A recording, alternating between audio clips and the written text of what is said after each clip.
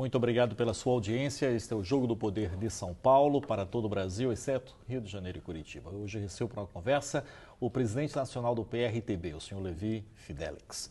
Levi, quando é que os partidos pequenos, chamados por muitos dos nanicos, né?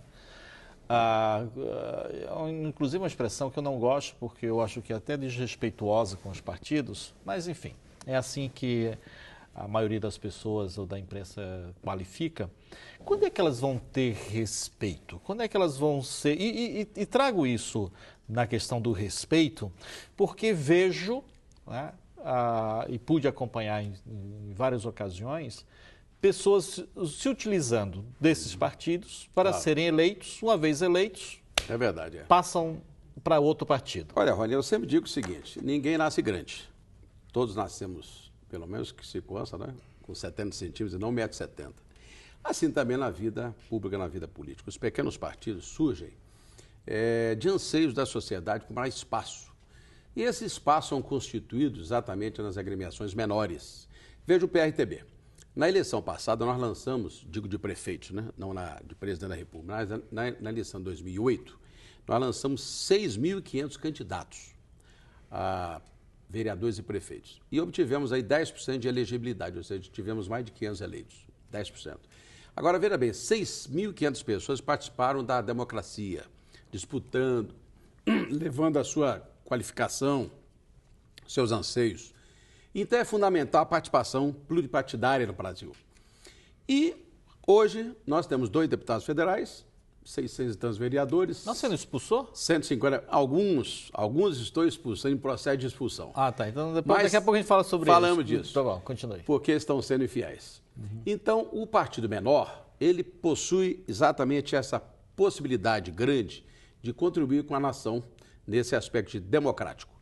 Agora, os grandes, quando não havia ainda a infidelidade partidária, iam e pensavam esses nomes. Veja bem, Jânio Quadros se elegeu o partido pequeno, lá atrás, né? Fernando Collor de Mello. Sim. Temos vários casos na vida. Sim, mas a minha dúvida e pergunta é o seguinte: quando é que vai deixar de ser pequeno? Qual é a ferramenta? Ou não existe ferramenta? No momento que a fidelidade partidária realmente for colocada em prática, Mas veja bem. Já votou? Mas uma tentativa agora de uma janela, que exatamente está permitindo, em um dos casos nós vamos tratar aqui, está permitindo a um partido, inclusive agora, ressurgir, porque ele já existe. PSD.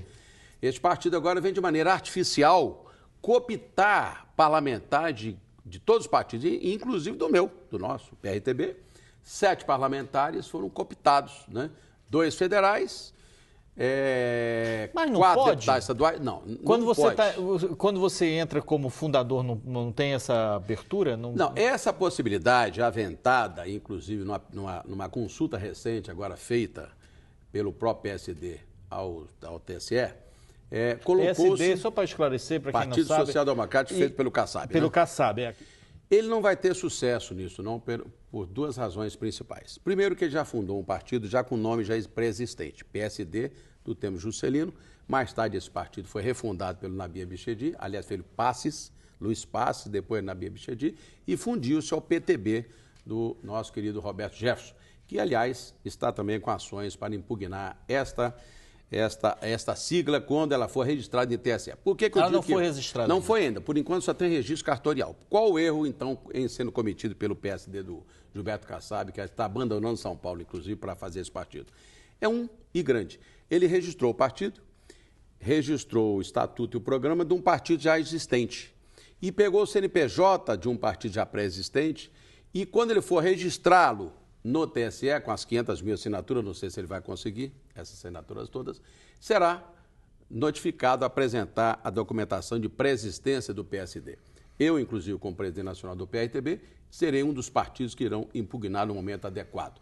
Mesmo porque ele tentou cooptar parlamentar do meu partido, que foram seduzidos por uma conversinha mole, e, coitados, felizmente, alguns já retornaram. Eu apenas estou colocando um deputado, que é o José Witt, do Estado de Goiás, deputado estadual, definitivamente para ser cassado. Por Agora, quê? Os demais não, porque os demais refluíram. Tanto o deputado Áureo, do Rio de Janeiro, já refluiu. O deputado Vinícius também, já intimado por mim essa semana, já refluiu, me telefonou e pediu, presidente, quero compor, não é nada disso e tal.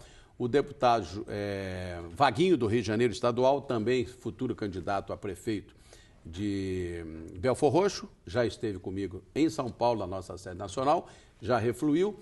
E outros do Amazonas dizem que também irão fazer uma carta retornando. Por que esse que você dispensou ou expulsou? Não, porque aliás? ele insiste em prosseguir com o partido e denegrir o nosso partido, dizendo que é partido muito pequeno para a carreira política dele. Se esqueceu que ali ele se elegeu, né? Então eu volto para o início da minha pergunta. Claro. Como fazer, então, para sair do partido pequeno? Não tem remédio. O cara o cidadão que quiser ser candidato vai continuar indo ao PRTB e depois da eleição sair? Mas felizmente nós estamos crescendo e daqui a pouquinho esse tipo de comentário não será mais feito. Na medida que nós vamos crescendo, a sociedade levando a sério o nosso programa de governo, nossas propostas, o partido crescendo, esse tipo de comentário desairoso que o José Witt teceu a respeito do PRTB, ele deverá no futuro engolir muito bem para dentro. Eu tenho certeza absoluta que com a sua expulsão, e eu acho que ela já é definitiva mesmo, porque segunda-feira agora já entramos... ele perde o... Ele vai perder porque o suplente do partido vai assumir o lugar dele. Claro que ele vai recorrer, pode ir até o TSE, mas o Supremo Tribunal, que é a última instância, com certeza dará ganho de causa ao PRTB. Por quê, Rony? O artigo 17 da Constituição Federal é claro, dizendo o seguinte: o partido deve constituir-se definindo suas regras e estruturas internas, inclusive fidelidade. Ora, em sendo a autonomia partidária colocada em prática, eu tenho que definir a estrutura interna de disciplina, né, de fidelidade, a parte econômica, como Mas participa. esse não é o primeiro que sai do seu partido depois da eleição? Não, após a eleição é o primeiro. Aliás, são vários. Alguns já refluíram, como eu falei, não é? Não, mas em outras eleições também não tinha lei que... Não, antes não. Até 2007 não havia uma definição sobre fidelidade. Só depois disso. Era uma opção. Então, nós já tivemos, como todos os partidos tiveram, alguns partidos comprovam. O PTB, por exemplo, teve 40 parlamentares, perdeu 20, né? Você é da base Uma das do governo? brigas, inclusive, do PTB com o PL, daquele ex-PL que hoje é PL, foi essa. Porque o PL levou uns 20 parlamentares do PTB e do PDT. Você é da base do governo federal? Sim, o PRTB participa da base do governo Dilma, mesmo porque no segundo Muito bem. segundo turno, eu apoiei a Dilma. Todo mundo que faz parte da base teve alguma, vamos dizer assim, reconhecimento na política. Para quem ganha, é cargo. É verdade. Que cargo vocês ocupavam? Não, o PRTB está postulando algumas posições para colaborar com o governo Dilma. Eu aguardo que após esse affair Palocci, esse reconhecimento se traduza naturalmente em participação no governo. Eu creio que isso agora, esperando que já na próxima semana estaremos já em Brasília em conversações. Eu participo inclusive do Conselho Político da Presidente, já coloquei para ela algumas propostas do meu partido, entre os quais o Ministério da Defesa contra as Calamidades Públicas, né? Este programa que ela está levando adiante agora, que é muito bom, chamado Brasil Sem Miséria. Coloquei para ela da importância também de desonerar a cesta básica, que o meu partido propõe também como sua proposta principal na minha campanha como candidato a presidente da República. Eu creio que seremos reconhecidos no momento adequado. E nesse caso da cesta básica, o que é especificamente? Olha, no ano passado, 2010, quando saí candidato a presidente, eu coloquei como das nossas propostas a desoneração da cesta básica, que vem a ser o quê? Eliminarmos todos os impostos sobre 10 alimentos essenciais à vida. E você acha que o governo federal vai reduzir imposto? Tem que reduzir. Eu nunca vi tanto imposto. Mas não está dando tanto dinheiro. Está dando aí. Você viu tem outro partido aí que faz oposição com a propaganda muito bem feita, explicando exatamente essa questão dos impostos que são cobrados no Brasil. Claro. Aliás, uma das minhas bandeiras foi essa. Nós temos hoje 40%, né, praticamente, de impostos sobre o povo brasileiro. É uma carga pesada, altíssima. Aliás, uma das minhas propostas foi exatamente essa. Desonerar o povo brasileiro de todos os impostos. Mas essa especificamente, Rony, ela é importante porque, já que o Brasil Sem Miséria está sendo realizado, né, agora, para proporcionar às pessoas um pouco de ajuda econômica, eu acho que melhor do que isso seria reduzir os impostos de alimentos essenciais à vida. Imagina só o arroz, o feijão, né, o leite. Uma criança, quando bebe um copo de leite, Rony, ela toma 17% de imposto na hora, assim. É incrível, não pode, né? O arroz e o feijão tão necessários, né, como nutrientes para a população de baixa renda especialmente, teremos então o quê? Um salário a mais indireto. É bem melhor do que dar dinheiro. Tenho certeza absoluta que o povo gostaria de pagar R$ 1 num quilo de arroz, R$ 1 num quilo de feijão, do que pagar 4.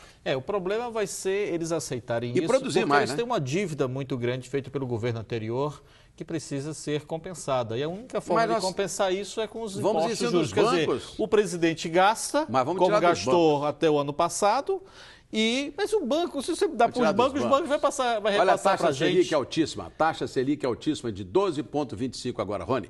O Brasil paga por ano 200 bilhões de reais de impostos. Não pode.